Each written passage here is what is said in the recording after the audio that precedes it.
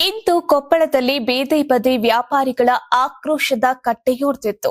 ಕೇಂದ್ರೀಯ ಬಸ್ ನಿಲ್ದಾಣದ ಆವರಣದಿಂದ ಜಿಲ್ಲಾಡಳಿತ ಕಚೇರಿವರೆಗೂ ಪ್ರತಿಭಟನೆ ಮೆರವಣಿಗೆ ನಡೆಸಿ ಆಕ್ರೋಶ ಹೊರಹಾಕಿದ್ದಾರೆ. ಪ್ರತಿಭಟನೆಯಲ್ಲಿ ನೂರಾರು ಬೀದಿ ಬದಿ ವ್ಯಾಪಾರಸ್ಥರು ಭಾಗಿಯಾಗಿದ್ರು.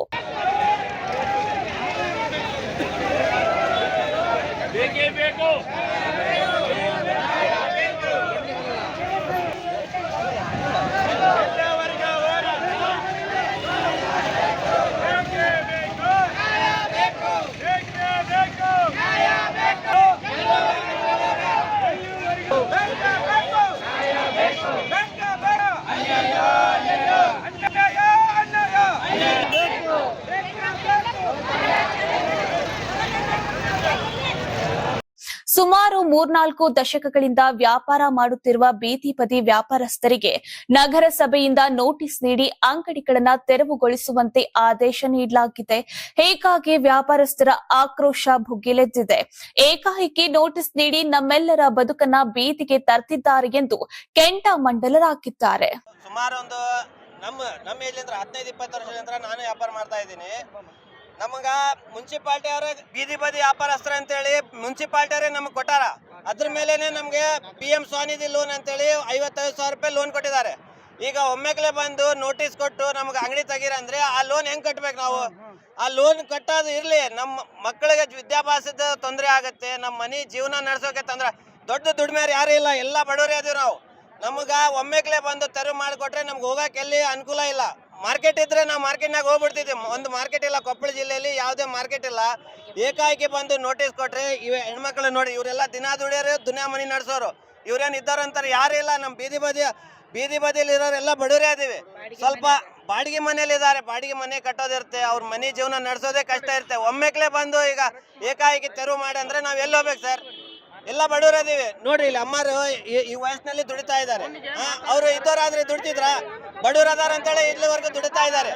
ಅದಕ್ಕೆ ನಿಮ್ಗೆಲ್ಲ ನಾವು ಮಾರ್ಕೆಟ್ ಮಾಡಿ ಕೊಟ್ಟ ಮೇಲೆ ನಮಗ್ ತೆರವು ಮಾಡ್ಕೊಂಡು ಅಲ್ಲಿವರೆಗೂ ಅಲ್ಲೇ ಅನುವು ಮಾಡಿಕೊಡ್ಬೇಕು ವ್ಯಾಪಾರ ಮಾಡಕ್ ಅಂತೇಳಿ ನಿಮ್ಮಲ್ಲಿ ಕಳ್ಕಳಿಯಿಂದ ಬೇಡ್ಕೊಳ್ತೀವಿ ನಗರಸಭೆದವ್ರಿಗೆ.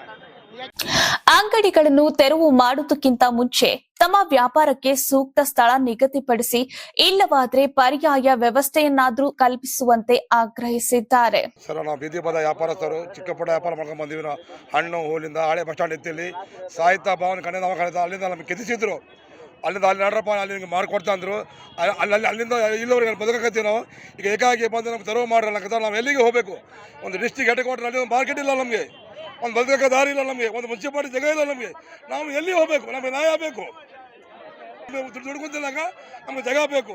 ಇಡೀ ಡಿಸ್ಟಿಕ್ ಹೆಡ್ ಕ್ವಾರ್ಟರ್ ಒಂದು ಮಾರ್ಕೆಟ್ ಇಲ್ಲ. ನಾವು ಎಲ್ಲಿ ಹೋಗ್ಬೇಕು? ಹೋಗಪ್ಪ ಅಂತ ಎಲ್ಲಿ ಹೋಗಬೇಕು? 97 ತೊಂದರೆ ಕೊಟ್ಟಿದ್ದು ಸರ್. 1997 ತೊಂದರೆ ಕೊಟ್ಟಿದ್ರ. ಅವಾಗ ಅತ್ತಿರಾಮನ್ ಅವರು MP ಇದ್ರು, ಬಂದು ನಿಂದಿರ್ತಿದ್ರು ಸರ್ ನಮಗೆ. ಅವರು ಅವಾಗಿಂದ ಏನೋ ಮಾಡಿ ತೊಂದರೆ ಆಗಿಲ್ಲ ನಮಗೆ. ಈಗ ಏಕಾಏಕಿ ಬಂದು ತೆಗೀರಲ್ಲಕತ್ತಾರೆ. ನಮ್ಮ ಜೀವನ ಹೆಂಗ್ರಿ? ಮುನ್ಸಿಪಾಲಿಟಿ ಅವರು ಡಿಸಿ ಆರ್ಡರ್ ಮಾಡ್ಯಾರ, ಮುನ್ಸಿಪಾಲಿಟಿ ಹೇಳಕತ್ತಾರೆ ಸರ್.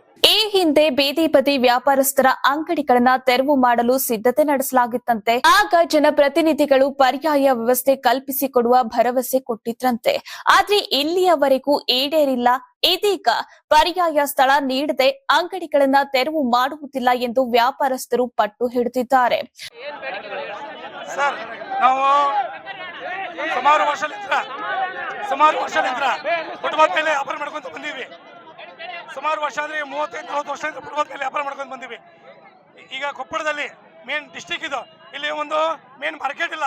ಹೂವು ಹಣ್ಣು ತರಕಾರಿ ಅಂತಂದು ಮೇನ್ ಒಂದು ಕೊಪ್ಪಳ ಡಿಸ್ಟಿಕ್ ಅಲ್ಲಿ ಹೆಡ್ ಕ್ವಾರ್ಟರ್ ಇದು. ಒಂದು ಮೇನ್ ಮಾರ್ಕೆಟ್ ಇಲ್ಲ. ಇಲ್ಲಿ ನಮಗೆ ಮಾರ್ಕೆಟ್ ಮಾಡಿಕೊಡಿ. ಈಗ ನಮಗೆ ಫುಟ್ಬಾಲ್ ತೆರವು ಮಾಡೋದ್ರಿಂದ ನಮ್ಮ ಮಕ್ಕಳ ವಿದ್ಯಾಭ್ಯಾಸಕ್ಕೆ ತೊಂದರೆ ಆಗುತ್ತೆ, ಮನೆಯಲ್ಲಿ ಮದುವೆ ಇದ್ರೆ ತೊಂದರೆ ಆಗುತ್ತೆ. ಏನು ಸರ್, ನಮ್ಮ ಆರೋಗ್ಯಕ್ಕೆ ಸಾಲ ಸಮೃದ್ಧ ಇದ್ದವರಿಗೆ ತೊಂದರೆ ಆಗುತ್ತೆ. ಏನು ಸರ್, ನಮ್ಮ ಮನೆಗೆ ವಯಸ್ಸಾದ್ರು ತಂದೆ ತಾಯಿಗೆ ಔಷಧಿ ತಗೋಬೇಕಂದ್ರೆ ತೊಂದರೆ ಆಗುತ್ತೆ. ನಮಗೆ ಫುಟ್ಬಾಲ್ ತೆರವು ಮಾಡಿದ್ರೆ ನಾವು ಎಲ್ಲಿಗೆ ಹೋಗ್ಬೇಕು ಸರ್? ನಮ್ಮ ಜೀವನನೇ ಫುಟ್ಬಾಲ್ ಐತಿ ಸರ್. ಫುಟ್ಬಾಲ್ ಮೇಲೆ ನಮ್ಮ ಜೀವನ ಐತಿ. ಸಾಕಷ್ಟು ಸದ್ಯ ನಾವು ಮನವಿ ಕೊಟ್ಟಿದ್ದೀವಿ ಸರ್. ನಾವು ಈಗಲಿಂದಲ್ಲ 35 ವರ್ಷದಿಂದ ನಾವು ಮನವಿ ಕೊಡ್ಕೊಂತ ಬರ್ತಾ ಇದೀವಿ. ಇವತ್ತ ನಾಳೆ ಅಂತ ಹೇಳ್ತಾ ಇದ್ದಾರೆ. ನಮಗೆ ಇವತ್ತಿಗೂ ಒಂದು ಮಾರ್ಕೆಟ್ ಮಾಡಿ ಕೊಟ್ಟಿಲ್ಲ. ಚಿಕ್ಕ ಪುಟ್ಟ ಬೀದಿ ಬದಿ ವ್ಯಾಪಾರಸ್ಥರ ಹಿತರಕ್ಷಣಾ ಸಂಘದ ನೇತೃತ್ವದಲ್ಲಿ ನೂರಾರು ಬೀದಿ ಬದಿ ವ್ಯಾಪಾರಸ್ಥರು ಪ್ರತಿಭಟನೆ ಮಾಡಿದ್ದಾರೆ ಹಾಗೂ ಜಿಲ್ಲಾಧಿಕಾರಿಗೆ ಮನವಿ ಸಲ್ಲಿಸಿದ್ದಾರೆ. ಇಮಾಮ್ ಕರ್ನಾಟಕ ಟಿವಿ ಕೊಪ್ಪಳ. ನೀವು ಸಣ್ಣ ಆಗ್ಬೇಕಲ್ವಾ, ಅದು ಒಂದು ಉತ್ತಮ ಆಹಾರದಿಂದ ಸಣ್ಣ ಆಗ್ಬೇಕಲ್ವಾ. ಪ್ರತಿದಿನ ನಮ್ಮ ಜೀನಿ ಸ್ಲಿಮ್ ನ ಯೂಸ್ ಮಾಡಿ ಯಾವುದೇ ಸೈಡ್ ಎಫೆಕ್ಟ್ ಇಲ್ದಂಗೆ ನೀವು ಸಣ್ಣ ಆಗ್ತೀರಾ.